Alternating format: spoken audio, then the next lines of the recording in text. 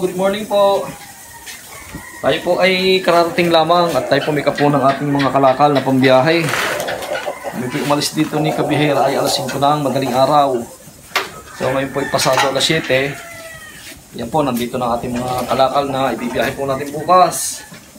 Kaya ako po ay maaga, ay kami po ay may lakad ni Kabihera mamaya. So yun nga po ang kagandahan, pagka maaga nakakatapos sa mga gawain. Kaya daig po ng maagap ang masipag. Pag maaga po ang trabaho ay di marami pong nagagawa maghapon.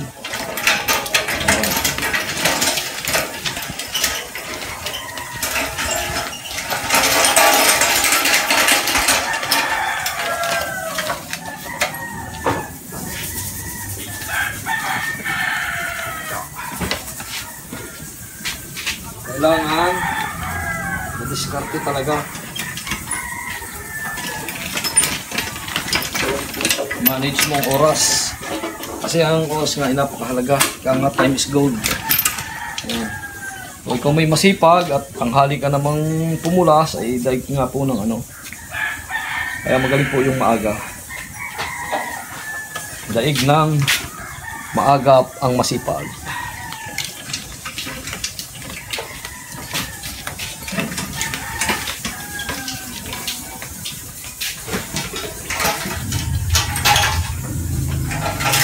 At ito po ay marami pang kasamahan.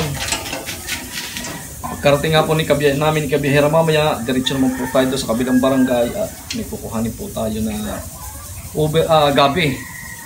Nakasamahan nga po niya pambiyahe. Mabigit kumulang po yun sa 1,000 kilos.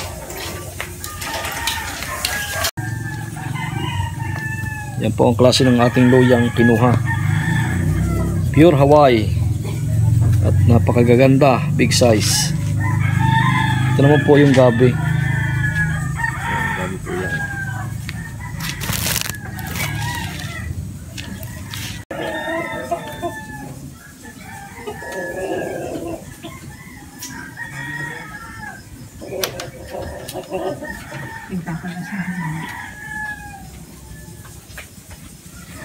Yan na po ang aming luya. Ito po ay aming ayusin na at bukas pahuhugasan. May biyahe. Yan po. Maganda buong buo. Sa mga magtatanim po, pwede po kayo mag-order sa amin. Pananim. Yan. Napakaganda po.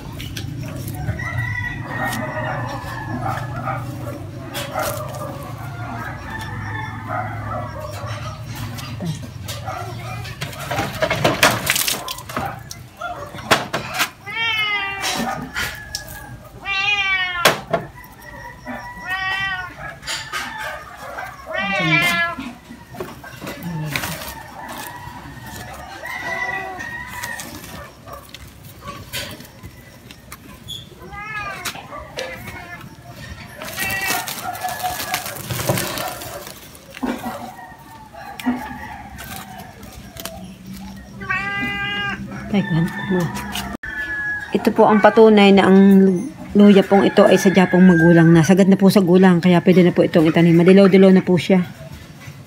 Napakaganda ng pagkagulang niya.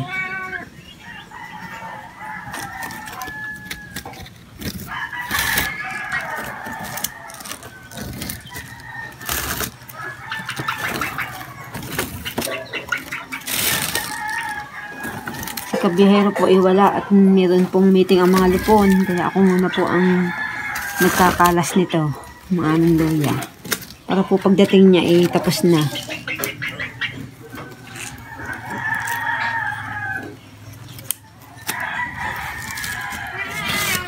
Ganda. Wow, ate, oh, ganda.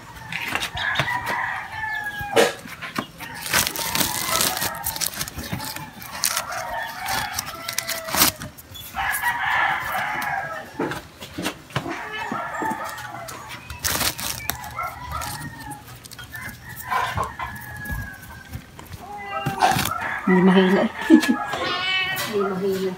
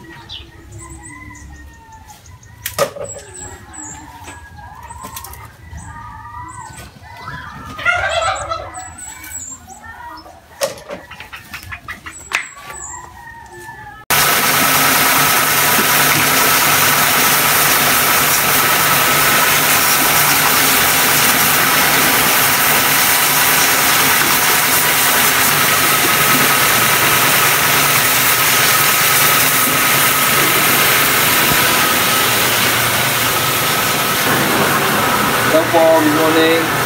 Ano po, time po ng pagpapahugas uli ngayon at marami po tayong pa-order. Itong luya at saka po itong gabi. At tamang-tama naman po na talagang seasonal nga po dito ngayon sa aming lugar ang mga root crops. Season po ngayon. Kaya po ito ating hanap buhay ay seasonal. Kaya nga po season ng prutas, season ng root crops, ay di yun po ang ating hanap buhay. Kung ano po yung mayroon, ika nga. Ito ating luya, quality. Bukod sa malalaki, napakaganda pa po ng pagkalinis. At yan pong gabi, ito katulad ng gabi na itong medium, ito po ay pang merkado, pang market. At ito naman pong big size, pang factory. Dadalhin pa po yan sa Bulacan.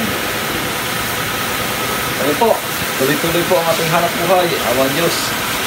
At yun nga po, inuulit ko, season nga po ng mga root crops ngayon.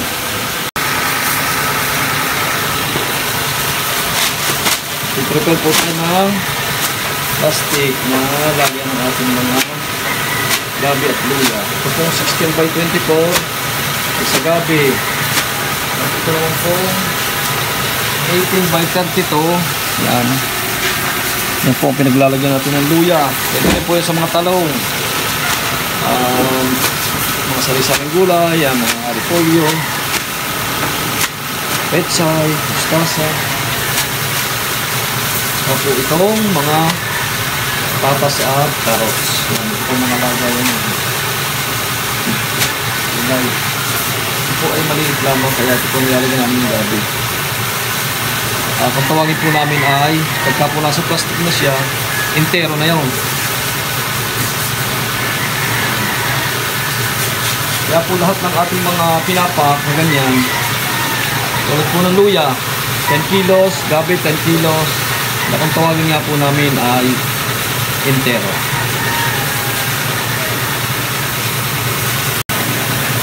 Okay. Ito po ating hugasan.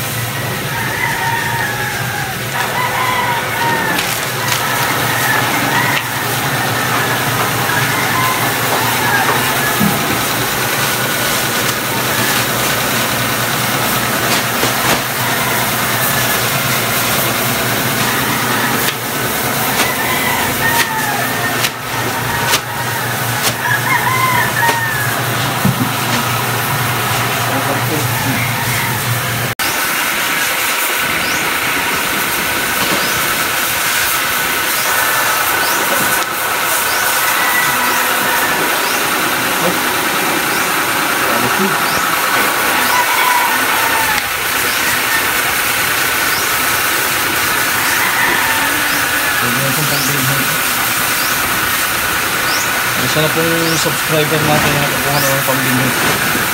Dadalhin po sa Unisip Quezon. Sa mga gusto magpa-reserve ng binhi, pwede na po. Luya. Ulang na po ang luya ngayon.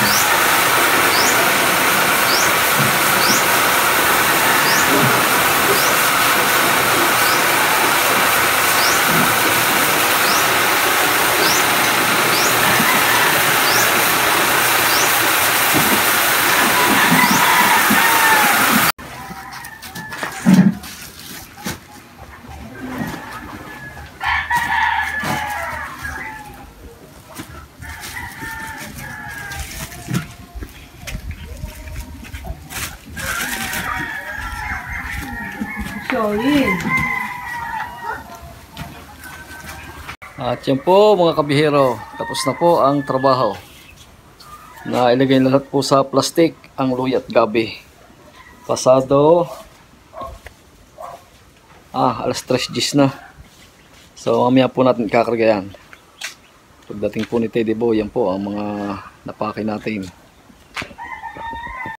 Yan po ang big size na gabi, medium, small, pula, papaya, yun pa po yung mga big. Yan. At yan po ang luya. So, marami-rami po ang ating ilagay po sa plastic bag ang biyahe natin bukas. Yan po, pahinga muna po muna.